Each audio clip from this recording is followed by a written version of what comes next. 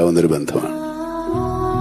നമ്മൾ ആലോചിക്കേണ്ട ഒരു കാര്യം, ഈ ഭാര്യയിലൂടെയാണ് ഈ ബന്ധങ്ങളെല്ലാം നമുക്കുണ്ടാവുന്നത്.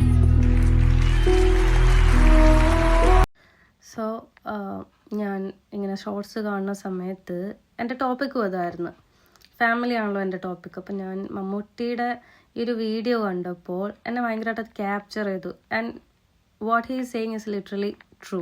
പക്ഷേ കഴിഞ്ഞാൽ ഭാര്യ ഭർത്തൃ ബന്ധം എന്ന് പറയണത് it's not a blood relation. പക്ഷെ ബാക്കി വരുന്ന ബന്ധങ്ങൾ ആക്ച്വലി ഇവരിൽ നിന്നാണ് സ്റ്റാർട്ട് ചെയ്യണത്.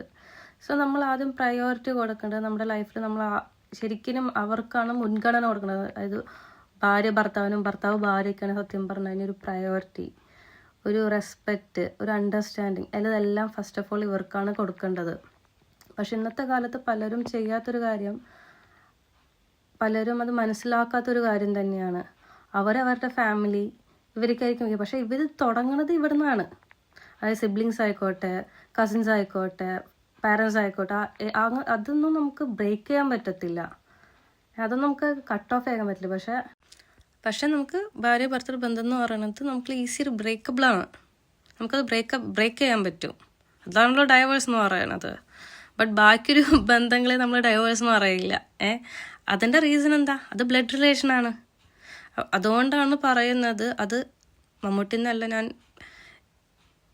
മമ്മൂട്ടിയുടെ ഈ വീഡിയോ കണ്ടുകൊണ്ടാണ് ഒരു ക്യാപ്ചർ ചെയ്തുകൊണ്ടാണ് ഞാൻ സംസാരിക്കുന്നത്. ബട്ട് സ്റ്റിൽ ഞാൻ പറയുവാണ്, പ്രയോറിറ്റി എന്ന് പറയുന്നത് ഒരിക്കലും ഫാമിലി വേണം വേണ്ടാന്നല്ല, സിബ്ലിങ്സ് വേണം വേണ്ടാന്നല്ല, കസിൻസ് വേണം വേണ്ടാന്നല്ല. ബട്ട് ഭാര്യയ്ക്ക് അതിൻ്റെതായ റെസ്പെക്റ്റും അല്ലെങ്കിൽ ഭർത്താവിന് അതിൻ്റെതായ റെസ്പെക്റ്റും, രണ്ടുപേരും ഒരു അണ്ടർസ്റ്റാൻഡിങ്, അതൊക്കെ ഉണ്ടാവണം ലൈഫിൽ.